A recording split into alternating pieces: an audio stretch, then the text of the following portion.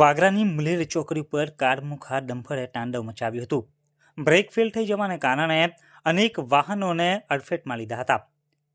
વાગરા તાલુકાના દહેજ વાગરા માર્ગ ઉપર આવેલ મુલેર ચોકડી ઉપર એક બેકાબુ ડમ્પરે મોતનું તાંડવ મચાવ્યું હતું. દહેજ તરફથી આવી રહેલા આ ડમ્પરની અચાનક બ્રેક ફેલ થઈ જતા ચાલકે વાહન ઉપરથી કાબુ ગુમાવ્યો હતો અને ભરચક ચોકડી ઉપર ઉભેલા અને પસાર થતા વાહનોને ધડાધડ ટક્કર મારી હતી. ડમ્પરે એક ટેન્કર, એક ઇકો કાર અને એક મોટરસાયકલને જોરદાર અડફેટે લીધી હતી, જેમાં બાઇક તો સંપૂર્ણપણે ચગડાઈ ગઈ હતી.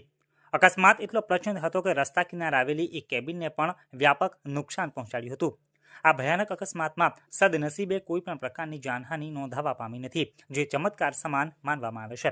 ઘટનાને પગલે ચોકડી ઉપર ભારે અફરાતફરી મચી જવા પામી હતી અને લોકોમાં ભયનો માહોલ છવાયો હતો.